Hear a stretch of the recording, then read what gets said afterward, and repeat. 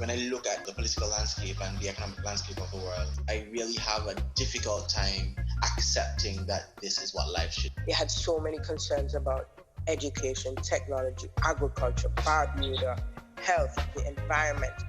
You will be so surprised as to what they are engaged in. If we can do that, we can walk on that path, we will find a lot of solutions, we'll find a lot of adventures, we'll find a lot of answers. We need to foster that entrepreneurial spirit. No judgment, no negativity, all good vibes and conversations. All this and more, right here on Grassroots Radio. Hello, podcast fans, and welcome to another episode of Grassroots Radio, the podcast all about showcasing and highlighting the positive side of life and youth culture right here in Antigua and Barbuda. I'm your host, Unique Bird, and this week our featured guest is Tre Thomas. Tre is an entrepreneur by nature. He went through almost his entire school life unintentionally starting small businesses, which almost always included art of some form. Now, Tre is an architectural designer, a self-taught CGI artist, and a poet working on his very first book. This week, I have a couple of announcements before we get into the interview. Number one is that we will be starting our coaching circles very soon.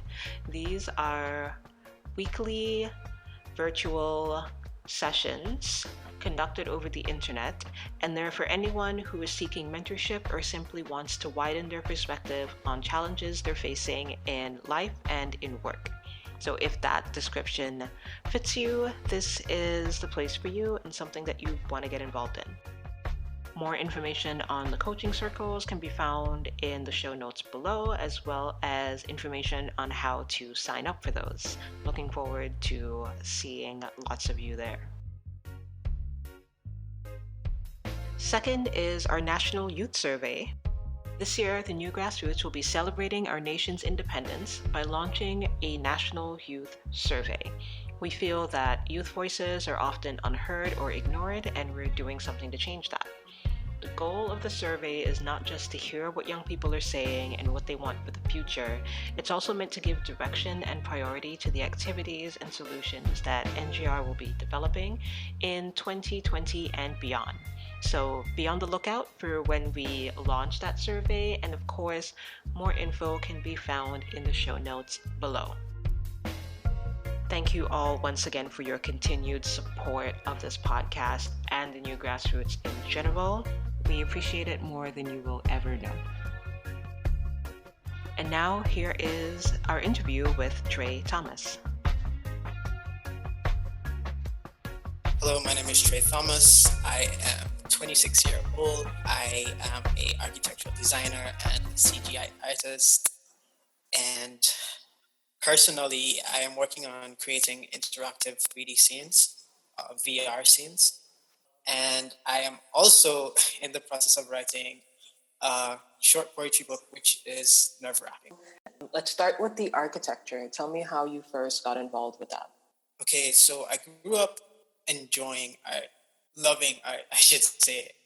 But it's never something, art as a career choice is almost never something that parents support. Right. Because it's not necessarily the most stable of career choices.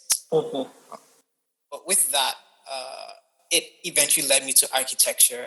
One day we had career day at school, and it was just like, the only thing there that I was would be interested in was architecture. And career day came, and this architect is speaking, and he's explaining what he does. He expounds upon everything. And at the end of it, he just pulls out this built 3D model, scaled model. And after I saw it, I was just like, okay, I'm ready. Where do I start? Yeah, so I was 15 by the time I was essentially ready. I knew that I wanted to do architecture. And this would have been when you were at the Antigua Grammar School? No, I had changed schools at that point. I was at Seventh-day Adventist school. My cousin's also an architect, so there was some influence in that degree, but it was definitely that day. That day was the seal and deal. From that point, from the point of inspiration where you're like, this is what I want to do, what was your next step? How did you take that first step into starting to become what you had decided you wanted to become? First step. Well, my first step would have been to do technical drawing in school, which I didn't do so well at, if I'm being very honest. So technical drawing was the first step. After that, it would have been to go to a college that would have allowed me to further my education. But fun fact, I didn't get to go to that college until 2 years after because I was demanded to go to the Antigua State College for some strange reason. You were demanded? So that was your parents insisted?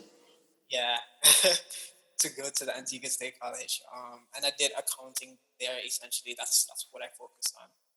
Oh. So I had to wait 2 years, literally, to begin further this journey that I had begun and I was so excited about. And prior to actually getting into the school that allowed me to do architecture, which was ABIT, Antigua and Barbuda International Institute of Technology. Mm-hmm. Prior to entering that school, I decided that I would teach myself one skill set that I could use as an architect that isn't actually an architect yet. So I went online and I Googled some stuff, and majority of what came up was knowing how to use AutoCAD. I was like, okay, I'm going to learn how to use AutoCAD all by myself. Mm-hmm. And so for the next couple of months, I just crushed that and I learned AutoCAD. Awesome. And you did this just from like watching instructional videos online, or did you get books? How did that learning process go? There actually weren't that many videos. The videos didn't help because they moved too quickly. What I did was I read a lot of blog posts.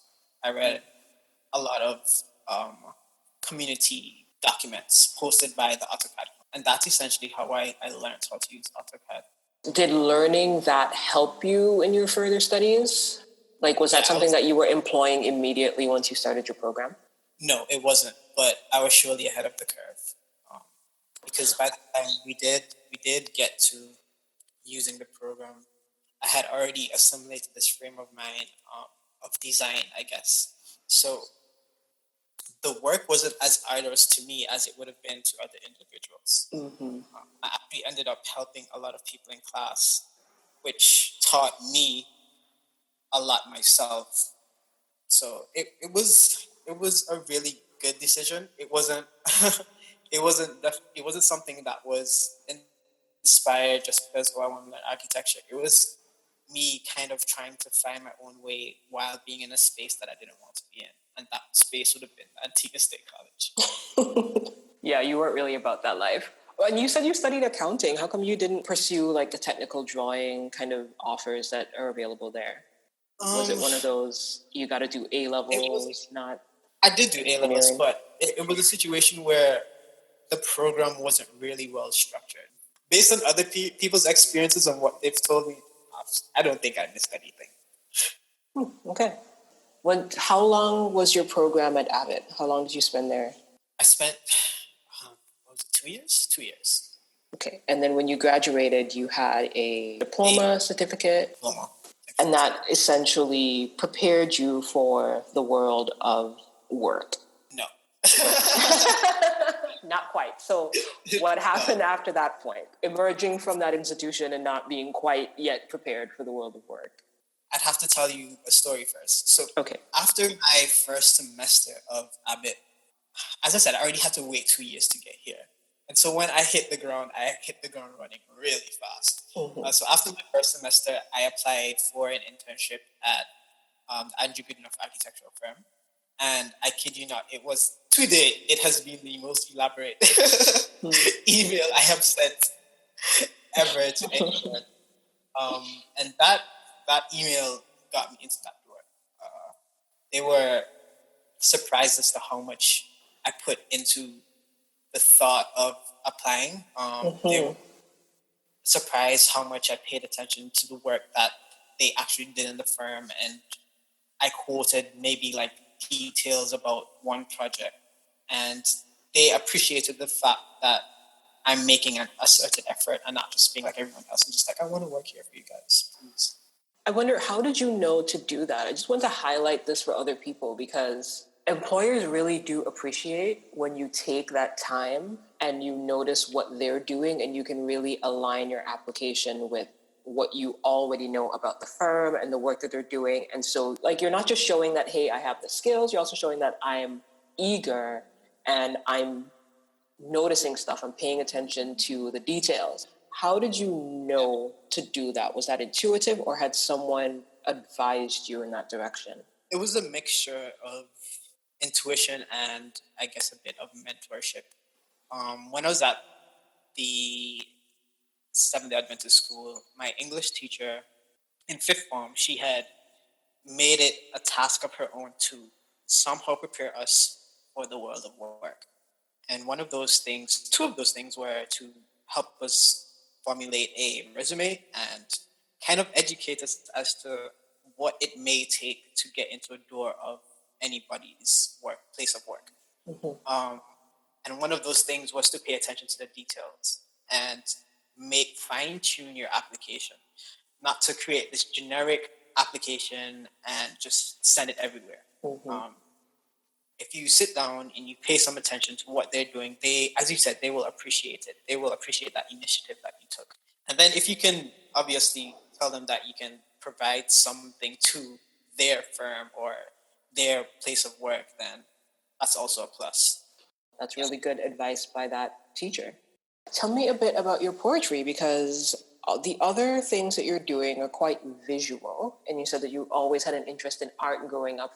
But where does the poetry come in?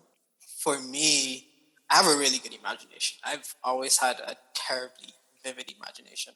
My sister would tell me stories growing up, and scary stories, and I would dream about them. Same night, not even the night after. So for me, words, I could always like literally see them lift off the page, if you'd like to say that. So poetry for me was kind of just like, I think I started maybe when I was like 13.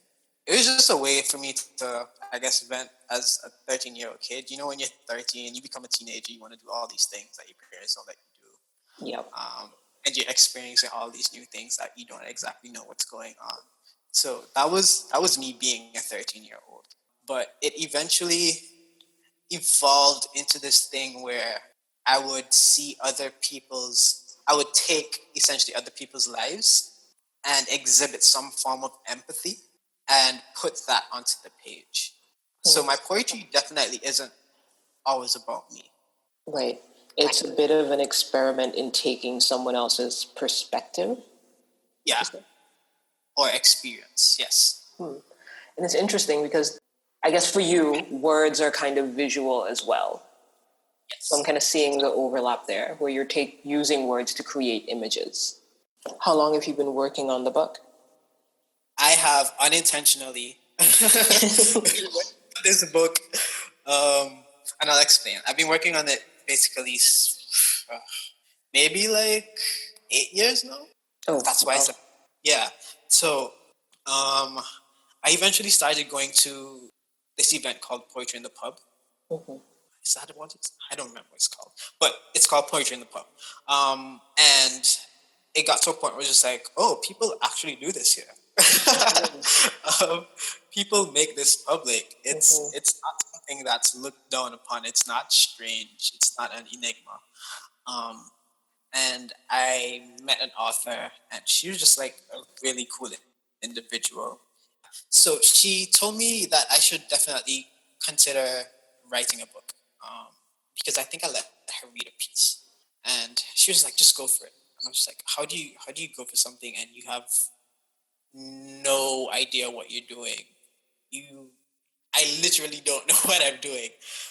But I've taken the initiative and I've decided to compile, I'd like to say, my best ones, and just put it out there. I'll be one of your first customers, because I collect books by Antiguan authors, like, definitely. Oh, great. Yeah, I mean, I live in Canada, so that's one of my ways of kind of staying connected. Like, I come down and I go to Best of Books, and I'm like, okay, what's new? And I get everything I can. I appreciate that. Yeah, you got to support your own, especially when it's young people. And I like what you said about discovering this event where there were other artists, other poets sharing their art with each other. And how it made you see that this wasn't something weird that you were doing in an isolated kind of bubble.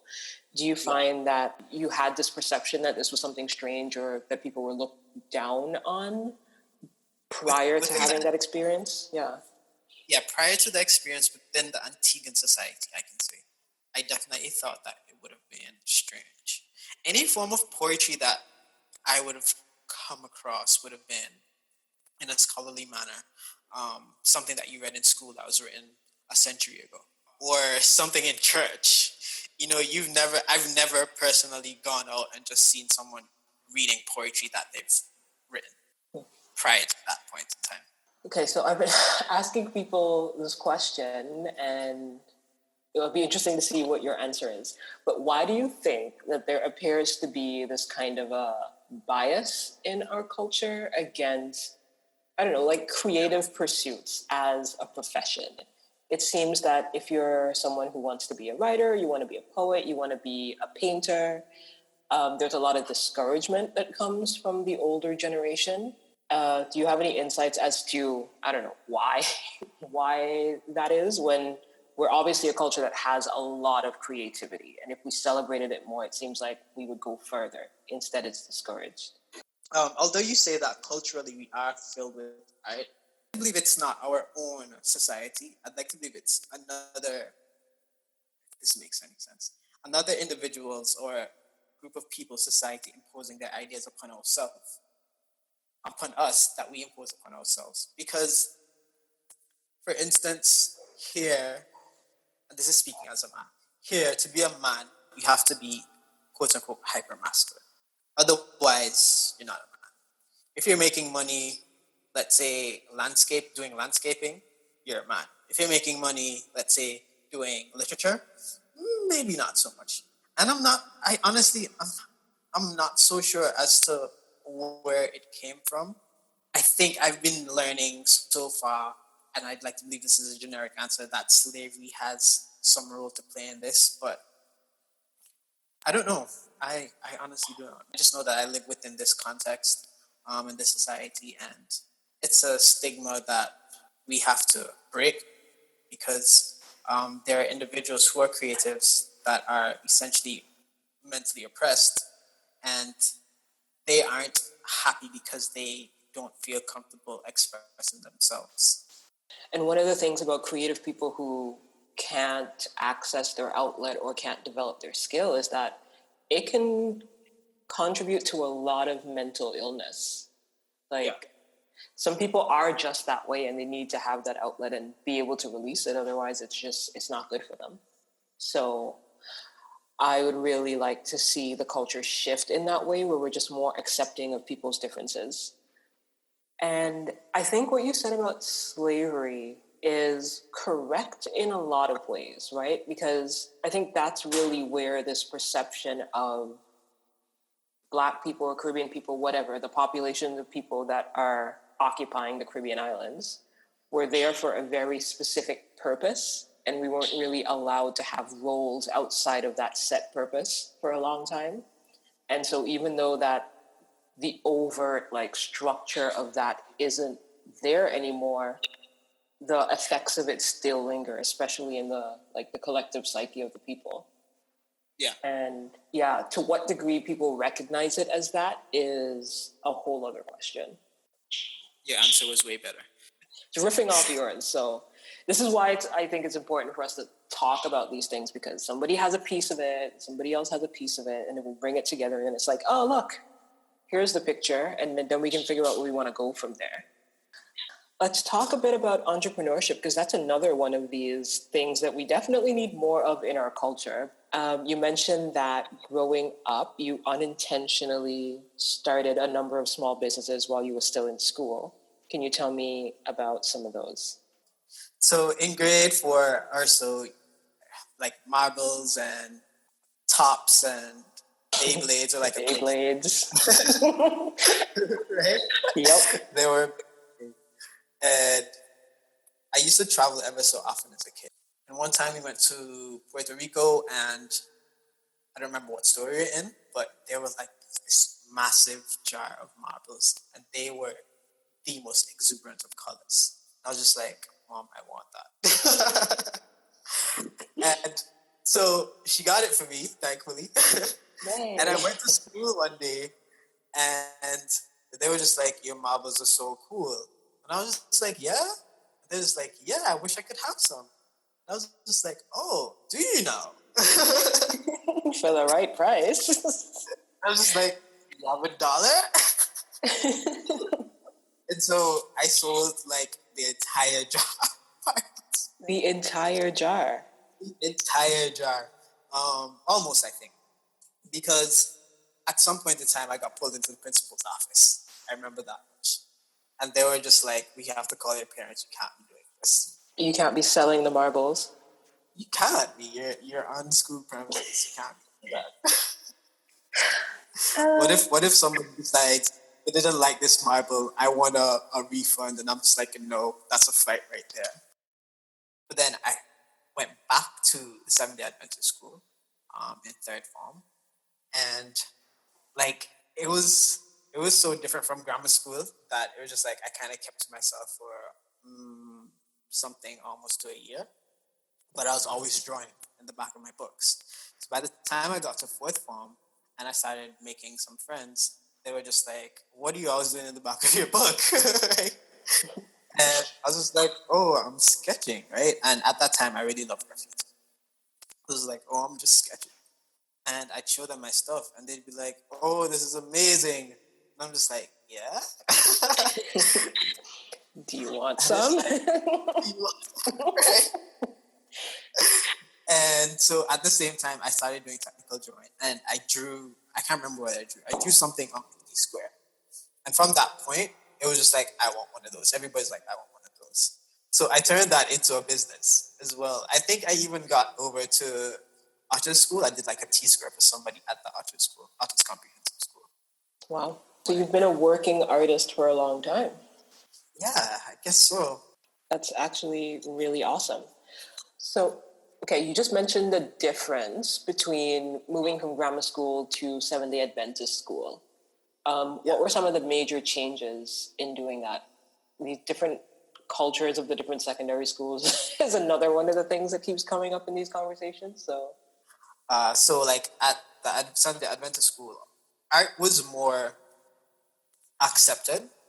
I could say that because it kind of tied into the religion more or less. Grammar school, although you did art, for me personally, I didn't make it into third form there. I switched schools. For me personally, I didn't see much art unless I went into the art studio. But at Adventist school, there was art on the walls. Interesting. In the books, there were lots of art, forms of art, that is, because it tied into the religious culture as well. So was art one of the deciding factors in you changing school, or was that something else? No, it was just me not being able to cope with the grammar school.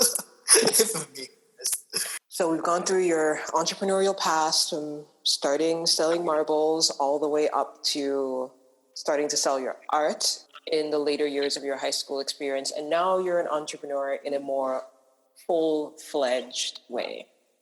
So I guess what are some of the things that you're working on currently? As I said before, I'm working on creating virtual reality scenes that you can interact with. So for me, that's kind of like the biggest thing. I guess what is the application of these virtual reality scenes? What are you hoping that they can actually provide for people? Okay, so let me quickly provide some clarity, distinction. So the virtual scene will not be found on my social medias yet. Those are called renders. And renders are basically still images, like render a wall of concrete, create something. Those are called renders. The hope is with the renders is to be able to provide other artists with some medium to showcase their work eventually. That's the purpose for the renders. So if it's a visual artist or even if it's a poet, and I have a scene to work on and I want it to be really nice, or they just approach me and it's like, hey, I have this thing that I want to do. I'd like to be able to provide them with the opportunity to reach individuals or the population, I should say, in another form or way rather than kind of just like putting their work out there on it. So that's a render. Virtual reality scenes are things that you can actually interact with. Have you ever played a video game? Yes. Like Pokemon and that. And you can like literally walk around in this space. You can literally interact with what's happening in this virtual world. Mm-hmm. That is essentially what I'm going for. Just apply to architecture, development, and I guess marketing. My aim for the virtual reality scenes is to really be involved in development here around the Caribbean, because it's one thing to, as a designer or architect or engineer, to do this thing in a two-dimensional space versus omnidimensional space, which is real life. It definitely enables you to really understand space. It could help you minimize mistakes and save you possibly millions of dollars. If this thing is done correctly, if the virtual scenes are done in such meticulous detail, it could definitely be an advantage to anyone who's doing any form of construction or development. You're obviously a hyper-productive kind of person in multiple avenues. What do you do to keep your mindset right for doing the work that you're doing? Great question. So recently, I've started to pay attention to my mental state more. And even if it's something doing something like taking a run, I will pay attention to how taking that run makes me feel afterwards or in the moment. If it's going for a swim, I will take into consideration that. If I'm doing work and I feel stressed out, I take into consideration all of that. So I've become way more conscious of myself as an individual.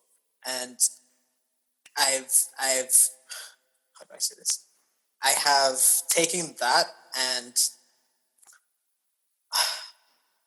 drawn myself, I could say, a picture of myself out. And I've learned how to create mechanisms around the stress, mechanisms around the overthinking, mechanisms around the anxiety. One of these things that I do is meditate.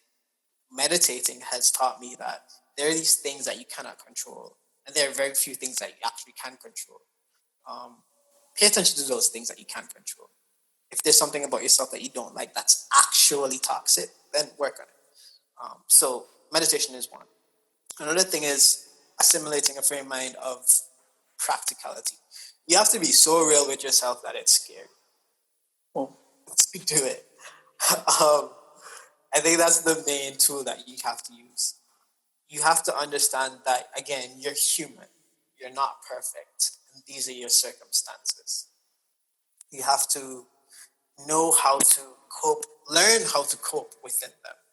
You'll have to learn how to push beyond things like your past experiences.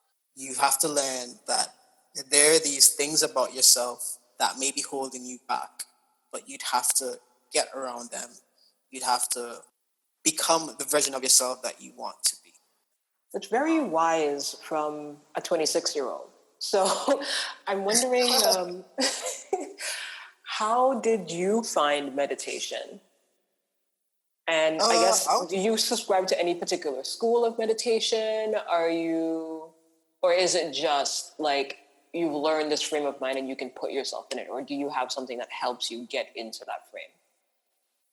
Okay, so the reason why I started meditating was because I suffered from really bad anxiety that I didn't even know that I had. Yeah. I mean, people that you're like really antsy sometimes, but I'd be like, okay, cool. That's just who I am, yeah. yeah, exactly. You kind of just like, okay, cool, that's how I am. Late last year into the start of this year, it got just like really crippling. And I was just like, no, I have to do something about this. So it was a situation of me just going through blogs, through blogs and YouTube videos. It was just like, what can I do? And meditation came up. And it's not a situation where I delve into so much detail as to schools and different types of meditation and different practices. It was just the idea of sitting in a space within yourself knowing that, again, you're human and there are these things that you just cannot control. There are these things that will happen. You'll make mistakes and that'll be fine. So it was more intuitive than me going and reading a really detailed book about how to meditate, what positions to use. And yeah, and the other thing is that a lot of that stuff, the more technical stuff, it doesn't matter as much as the intention that you go into it with. I'm glad that you found something that works for you. And I hope that anyone who's listening to this and is experiencing similar issues with anxiety will try meditation. Yes, do that. Do it. And so another thing is, you mentioned that it's helped you deal with failures and take lessons from them.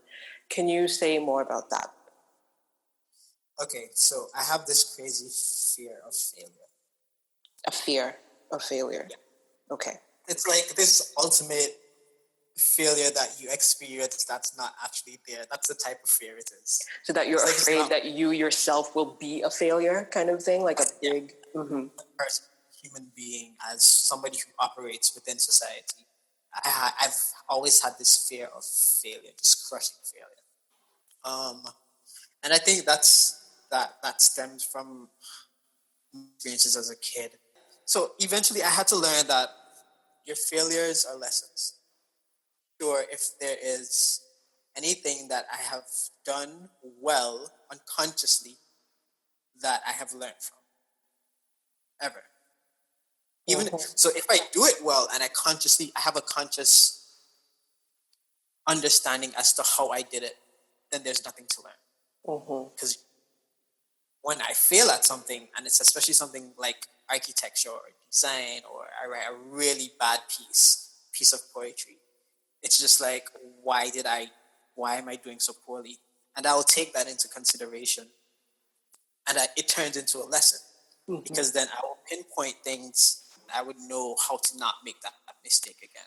I mean, I may make the mistake again, which is fine. I've come to learn that's fine. But the fact that I've acknowledged it and I've now turned it into a tool that I can utilize, it is just the most refreshing thing for me right now in my life, learning from my failure. Yeah, so you've taken something that was really scary for you and you've turned it into an asset, essentially. Yes. So now whenever one of these things happens, it's like, okay, here is an opportunity, and it's not the end of anything. Yeah, you definitely don't have to panic at that point in time. It may seem scary, but you aren't in any real danger. I mean, unless you're about to drive off a cliff. Right, if you fail to brake at the edge of a cliff. But besides that, a lot of it is just psychological fluff that doesn't really exist. So true. That's so true. Our minds can't always tell the difference between like actual physical danger and then just psychological danger. So it treats both things the same way. And you have to be conscious in yourself of when you're going to let that panic response happen, because it's a real thing. It's a real threat in your actual environment and something you need to respond to. And when it's just, a threat to your ego or a threat to, your work. Yeah.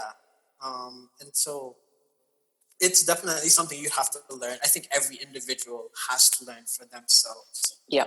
You can be like, oh, this is a thing as a human being. I know it exists. No, you definitely have to practice it within yourself. I mean, if you're naturally good at that, at understanding that there are these psychological things that will happen to you, and these ideas that you create within yourself that aren't real, and you know how to cope with those things, then fine. But if you know that you're suffering from a problem of anxiety, or a problem relating to anything that could hold you back, and you know for sure that it's not a real thing, then you should definitely take it into consideration and take it into your own hands to practice this thing. Do you think that there's a way that we can integrate some of these lessons into the way that we teach our young people so that it's not such a process of everyone kind of discovering it on their own? I can say that I see the necessity for it, obviously. How poetry could be one of those ways. As a kid, you could start it from an early age, and you could take you could use haikus, really short poems, really simple poems, and you could teach them the lessons via these poems. At that point in time, they may not know what they are, but I feel like there's so many things that you remember as a kid, and you don't even realize it, but you play it out into your adulthood. So that's one. Yeah, so that's one way. Having classes around things like meditation or just being conscious of who you are and the role you could possibly play within society would definitely be another way. And the way that could be executed would be probably like after class, kind of like after school lesson. Maybe let's say you end school early on a Friday and you have an entrepreneurship class, a health and wellness class, or whatever the case may be. I think something like that would work as well. Cool. Yeah, I think the poetry idea is really interesting because there are all these poems that like I remember learning in school, and they were just like, whatever, you memorize them, right? But then later in life, I find sometimes pieces of them are playing in my head in a particular situation. And it's like, okay, I can pull some strength from that. So even as a kid, you're like, what does this mean? What is this? Why am I learning all these weird words? It does sink into your psyche in a really deep way. And I also wanted to ask about your family and just kind of how did all that kind of play out? So yeah, in terms of support, it's been pretty precarious. It's been rocky. But besides my my parents directly, other people would have been in my family would have been like, yeah, go for it. But again, they're not my parents, so they can afford to be like, yeah, good for you. You're not my kid. But right, I'm not going to have to pay for it. Right, exactly. But my aunts, my dad's sisters, have really been supportive, and I think that's mattered quite a bit to me. So I have had some support, and again, my cousin's an architect, so she would have been like, "Oh, this is really good. Do you know how good you are at this or that?" And I'd be like, "Oh, really? Thank you."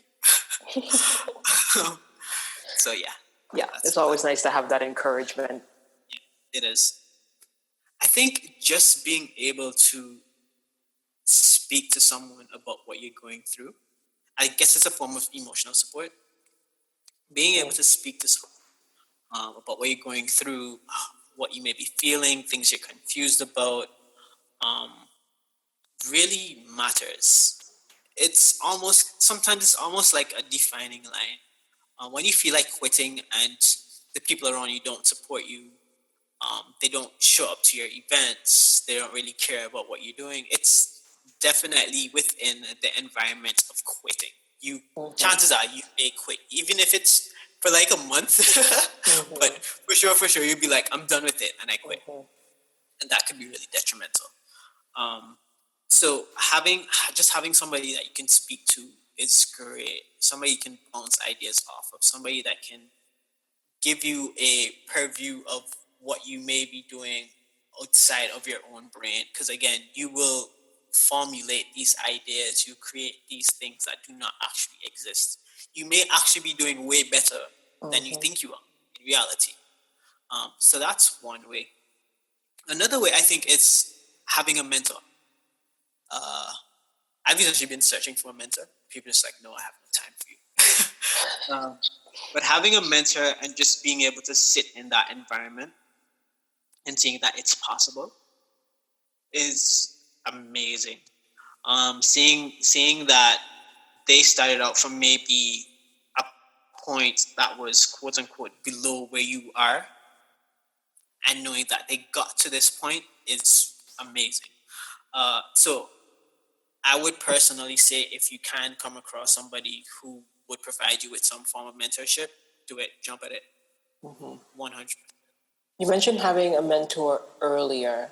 Would you like to say more about that relationship and how it helped you? I didn't say a mentor. I said that she provided some form of mentorship. Oh, okay. You would have been referring to my English. Okay. But yeah, she definitely was somebody to inspire you to go the extra mile to follow your dreams, or at least get a job. So yeah, that she definitely provided me with a very solid foundation as to what one could be doing to achieve some goal that you may have in life. Recently, approximately 6 months now, I've been working under these two architects, and they've been just sitting down in the space that they're working in and soaking up everything, all the lessons that they have to teach, even if they're not personally speaking to me. Seeing the way that they interact with the client or with a situation has been very educational for me. I personally think which everybody says, I've been learning so much more doing my job than I would have done in school. I'm learning more quickly than I would have done in school. That also may be because I'm bad at sitting still. When I did school, you have to sit still. Honestly, all the most productive people are. Yeah, I'm so bad at it. But yeah, so I've had these mentors that have taught me things in relation to my craft, in terms of finances, in terms of how you deal with clients, how to value yourself. Oh my gosh, how to value yourself. That has been so important. And just having, again, they've also been implementing this idea of being really pragmatic about the way you go about your life in general. So that's been great. And I hope one day I can get to that point where I can be someone else's mentor. It's really nice. You want to pay it forwards. Yes. In closing, I guess, do you have like a piece of advice that was given to you that really helped you in a rough spot? And would you be able to share that? Okay, so what I always do is I always tell myself is that, one, if it was easy, probably wouldn't have been worth it. And I always attempt to paint a mental picture of what my life would be like if I didn't follow my dreams. That's super cliche, but that is definitely it for me. What would your life be like if you just said, I quit and I'm never going to do this again? I don't think that's cliche at all. I think more people really should think that through. That's a really good one. And if people are listening to this and they're curious to know more about who is Tre Thomas, where can they find you online and get all that good information? Okay, so I'm on Facebook, Tre Thomas. You can search for me. But my business is also on social media. You can find me at Instagram at Design Mill, DSIGN Mill, MILL, on Instagram and on Facebook. Tre, it was a pleasure meeting you today and having this little chat. I wish you all the best in your future endeavors. Thank you. You have a good day as well.